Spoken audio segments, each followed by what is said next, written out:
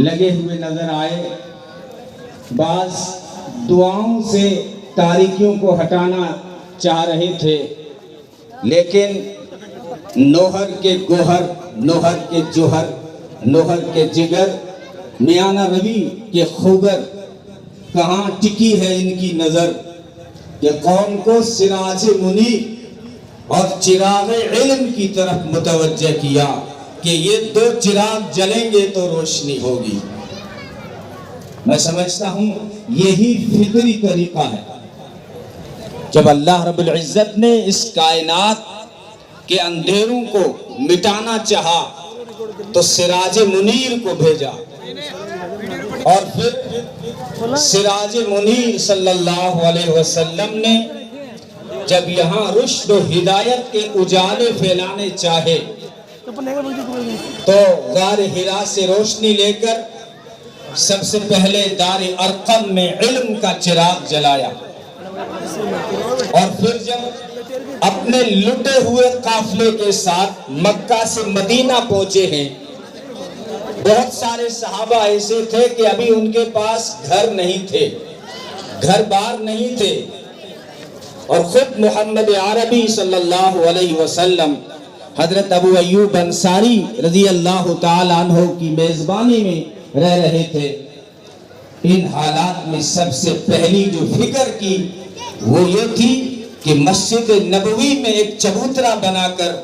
دار الصفہ یا دار العلوم صفہ کا قیام کر کے یہ پیغام دیا، یہ ثابت کر دیا کہ مسلمان کی پہلی ضرورت علم کو حاصل کرنا ہے۔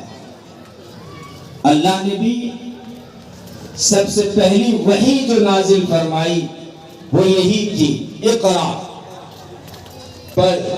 اور اس کے ساتھ قلم کا ذکر کیا۔ عبادات کا حکم بعد میں، نماز کا حکم بعد میں آیا، تبلیغ کا حکم بعد میں آیا، کیونکہ اسلام سمجھتا ہے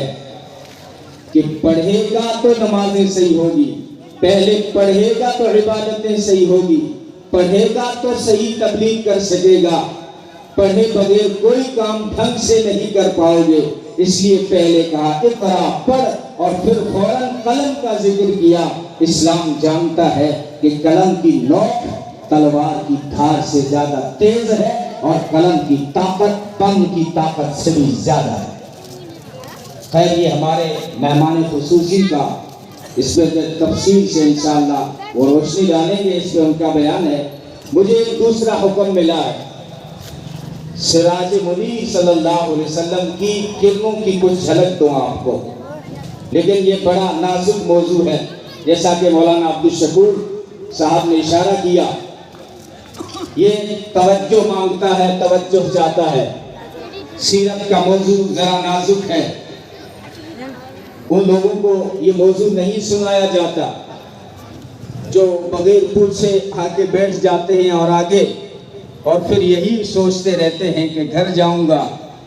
تو کیا جواب دوں گا، خود بھی اپنا موڈ خراب کر کے بیٹھتے ہیں اور بولنے والوں کا بھی موڈ آف کر دیتے ہیں۔ اس لیے آپ سے گزارش رہے گی کہ آپ حشاش بشاش چہرہ لے کر بیٹھیں۔ میں کوئی آپ کے پاس میں کوئی خطابت کا ہتھوڑا لے کر نہیں آیا ہوں، میں آپ کے پاس میں خطابت کا گلدستہ لے کر آیا ہوں، جس میں پھول ہی پھول ہیں، جس میں خوشبو ہی خوشبو ہے۔ اگر آپ چاہتے ہیں کہ میں اس شیشی کا ڈھکن کھول دوں جس میں کستوری ہی کستوری ہے، جس میں چمیلی ہے، جس میں کافور ہے، جس میں مشک و عنبر ہے، تو پھر جو ہے مسکرا کے اپنا چہرہ رکھیں اور توجہ کے ساتھ سماعت فرمائیں۔ محمد عربی صلی اللہ علیہ وسلم کا ذکر، یہ ذکر ہمارے لیے دوستو سعادت کی بات ہے، خوش بختی اور نیک بختی کی بات ہے کہ ہماری زندگی کے چند لمحات اور شب و روز کے چند اوقات جو ہے اللہ کے رسول صلی اللہ علیہ وسلم کی یاد میں گزر جائیں کہ ذکر حبیب کم نہیں وصل حبیب سے۔ میں شروع کرتا ہوں، لیکن جو ہے یہ موضوع ایسا گہرا، ایک ایسا وسیع سمندر، ایک ایسا بحر بے قرار ہے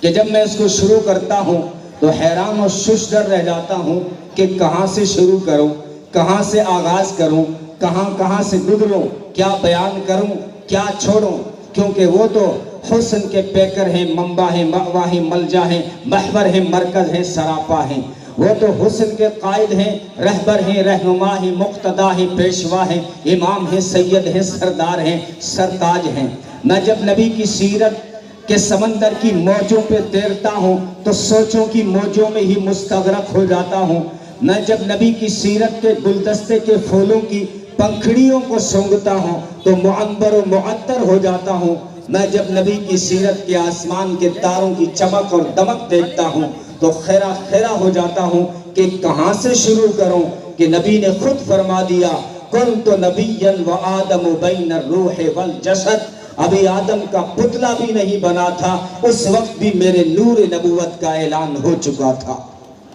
تو وہ نبی جو زمین و زمان سے پہلے ہے، وہ نبی جو مکین و مکان سے پہلے ہے، وہ نبی جو دھرتی و آسمان سے پہلے ہے، وہ نبی جو حور و غلمان سے پہلے ہے، وہ نبی جو ہر کہکشاں سے پہلے ہے، وہ نبی تو سارے جہاں سے پہلے ہے۔